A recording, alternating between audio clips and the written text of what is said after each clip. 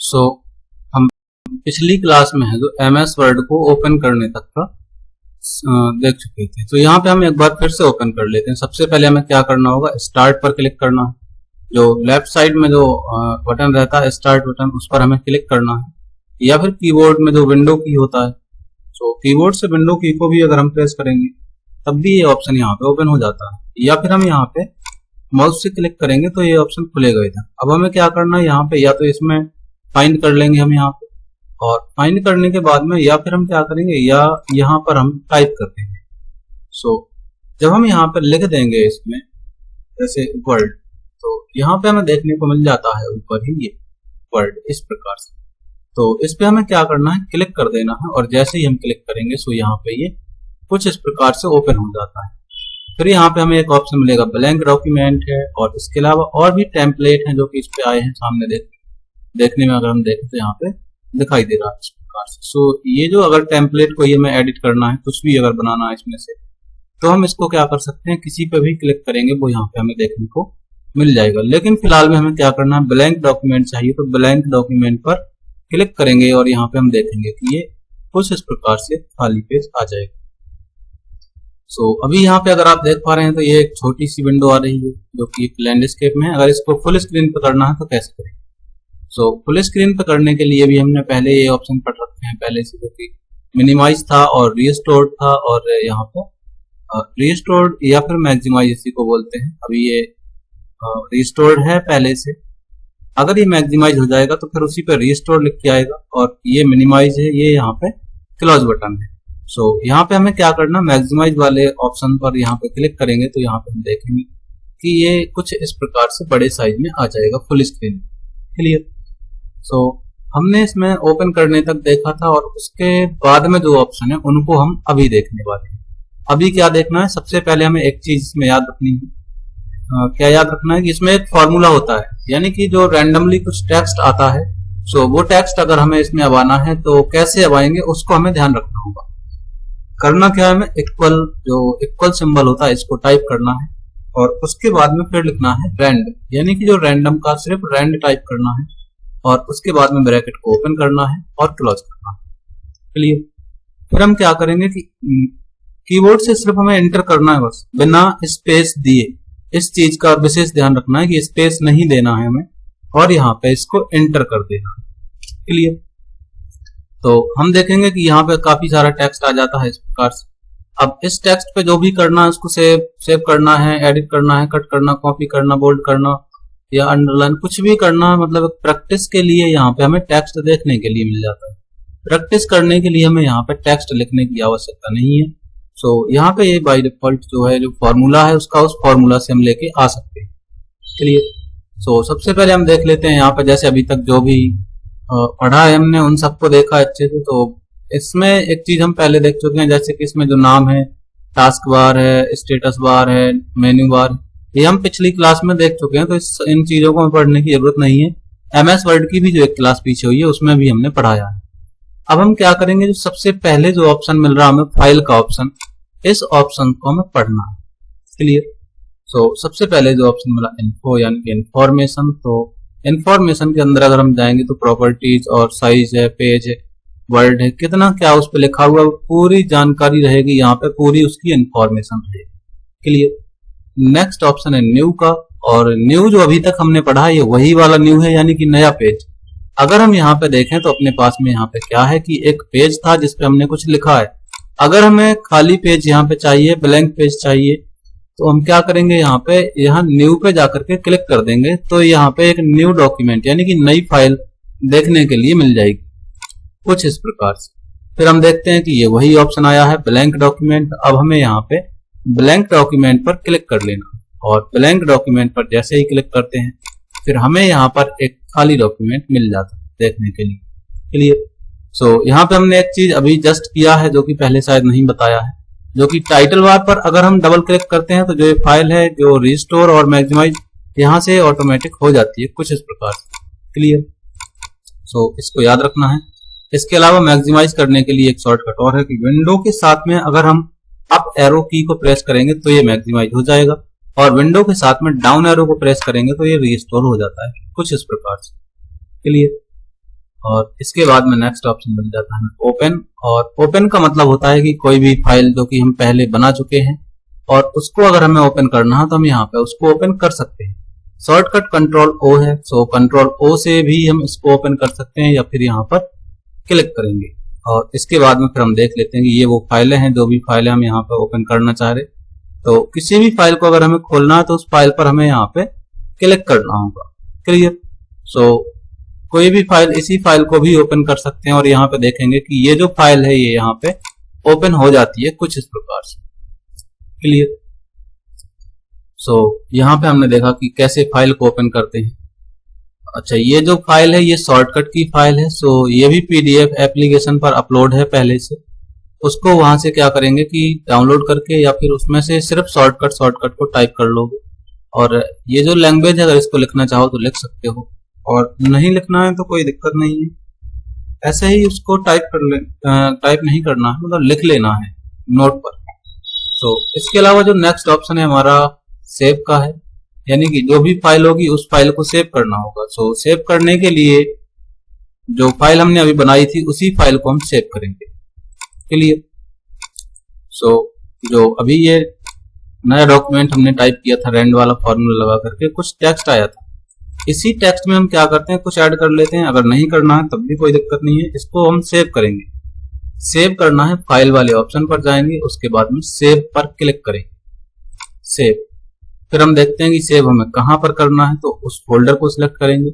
यहाँ पे अगर हम फाइल को डेस्कटॉप पर सेव कर लेते हैं तो डेस्कटॉप पर क्लिक करेंगे। उसके बाद में यहाँ पे फिर से ऑप्शन आ जाता है। क्या ऑप्शन आ जाता है? ये कि दिस पीसी या फिर object, desktop, document, download, music, किसी भी फोल्डर में या फिर ड्राइव के अंदर किसी और फोल्डर में फोल्डर बना करके भी अगर सेव करना है तो न्यू फोल्डर पर क्लिक करेंगे और फिर वहां पर हम सेव कर सकते हैं।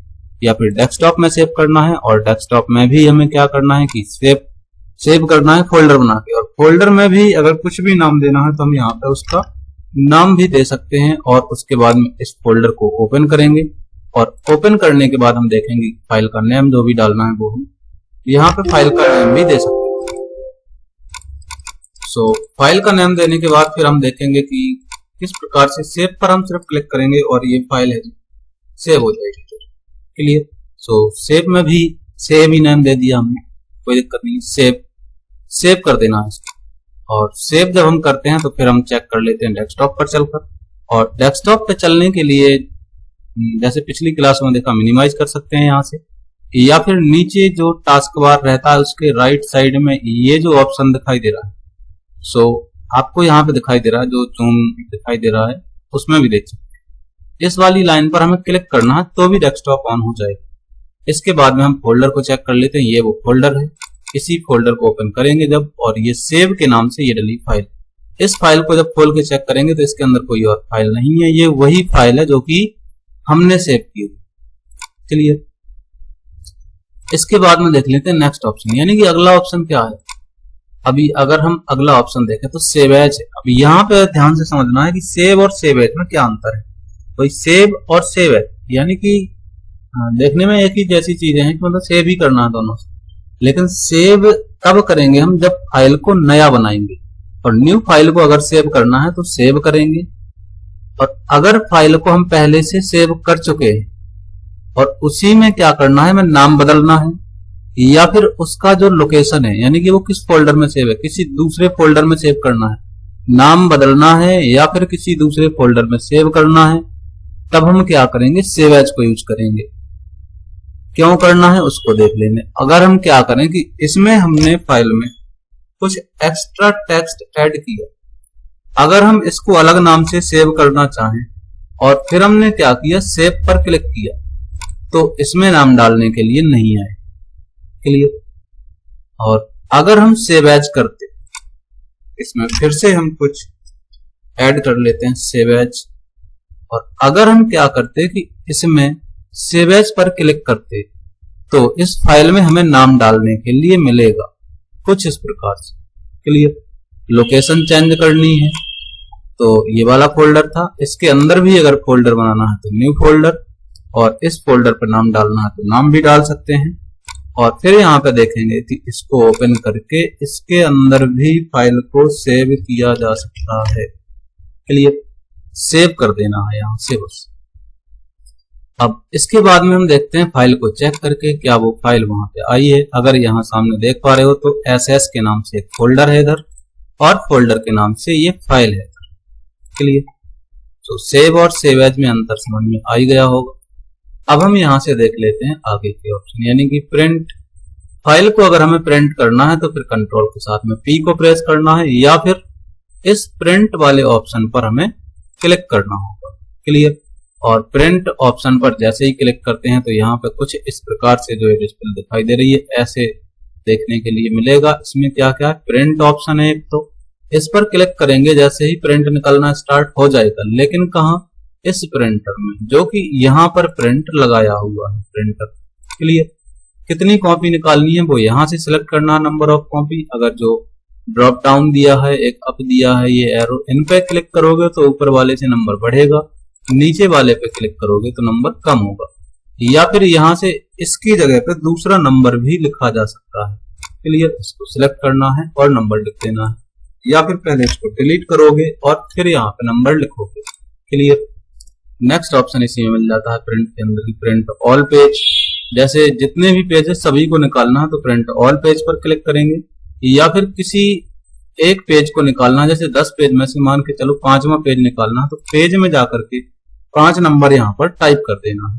क्लियर, और या फिर मान के चलो कि 10 पेज की एक फाइल है और उस फाइल में से हमें तीसरा, चौथा और 7वां पेज निकालना है, तो फिर हम यहाँ पे क्या करेंगे, 3-4 और कॉमा लगा करके 7 लिखेंगे इस प्रकार से। क्लियर, ये चीज हमें याद रखनी है, इंपॉर्टेंट है प्रिंट निकालने के लिए।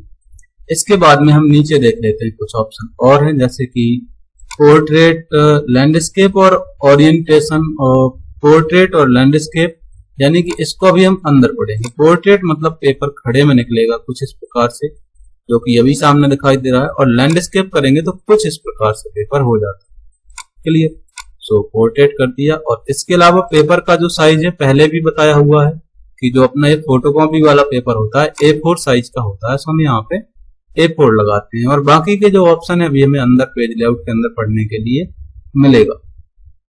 क्लियर, और नेक्स्ट ऑप्शन यहाँ पे शेयर वगैरह है, तो हमने पहले से भी जीमेल पढ़ चुके हैं और व्हाट्सएप भी पढ़ा है शेयर करने के लिए। इसके बाद में एक्सपोर्ट है और क्लोज है। सो क्लोज का मतलब है इसको बंद करना, MS वर्ड को, तो क्लोज से हम बंद कर सकते हैं, जैसे हमने पहले भी ऑप्शन पढ़े हुए हैं, तो क्लोज से बंद हो जाना है। और एक्सपोर्ट क्या है इसको हम अभी तो नहीं बताएंगे, काफी टाइम लगेगा उसमें। जैसे एक्सपोर्ट मतलब PDF बनाना है, तो PDF बनाने के लिए जितने भी तरीके हैं सभी तरीके बताएंगे, जैसे जैसे बन सकता है PDF।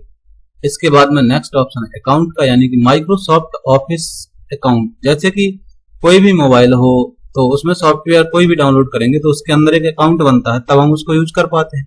उसी प्रकार से यहाँ पे भी अकाउंट की बात ही हो रही है, मतलब अकाउंट साइन इन करने के लिए। क्लियर, सो यहाँ पे मेल, वही जो जीमेल होती है अपनी जीमेल आईडी डाल करके यहाँ पे साइन इन करना होगा। और फीडबैक, जैसे कि आप जानते ही हैं, फीडबैक मतलब किसी भी चीज को यूज करने के बाद में उसके बारे में बताना, अच्छे कमेंट करना या गलत कमेंट करना, जो भी करना चाहे, मतलब जैसे लगा है उसको चलाने में, हमें अच्छा लगा, काम कर रहा नहीं रहा, तो फीडबैक उसी चीज को हम कहते हैं। जैसे कोई टीचर हमें पढ़ा रहा है और पढ़ाने के बाद में हमें उसके बारे में कुछ फीडबैक देना पड़े, तो फीडबैक में हम क्या देंगे कि जो ये टीचर थे इन्होंने हमें अच्छा पढ़ाया, इनका हमें समझ में आया है। या फिर हम क्या कहेंगे कि ये जो टीचर थे इनकी हमें भाषा समझ में नहीं आई है, ये सही से नहीं बोले हैं, बोलते बोलते बीच बीच में कुछ कुछ छोड़ के गए हैं, या मान लो समझ में नहीं आया या आया, जो है फीडबैक कुल मिला के उसके बारे में कुछ बताना।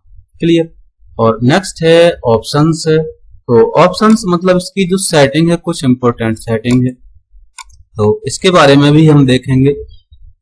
यहाँ पर अगर हम देखें तो जैसे सो mini tool bar on selection, so mini tool bar जो होता है वो है, उसके बारे में है। यूजर नेम वगैरह है, इनिशियल में क्या देना है क्या नहीं देना है, और ऑफिस की जो थीम्स है, कलरफुल, डार्क वगैरह क्या लगाना चाह रहे हैं, ये यहाँ से हम लगा सकते हैं।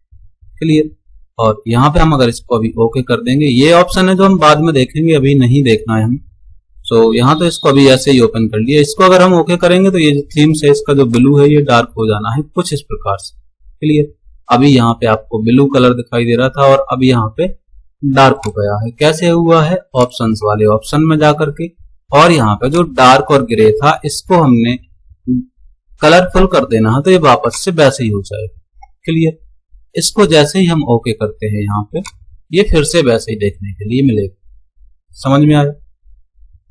जो भी ऑप्शन है यहाँ पे हम आज इतने ही ऑप्शन करेंगे, और इसके बाद में जो ये ऑप्शन है, वैसे भी ये वाले ऑप्शन आप पहले पढ़ चुके हैं, लेकिन हम फिर भी इनको दोबारा से पढ़ेंगे, एमएस वर्ड के अंदर पढ़ेंगे, एक एक ऑप्शन को बहुत ही अच्छे से करने वाले हैं। क्लियर। तो आज के लिए इतना ही।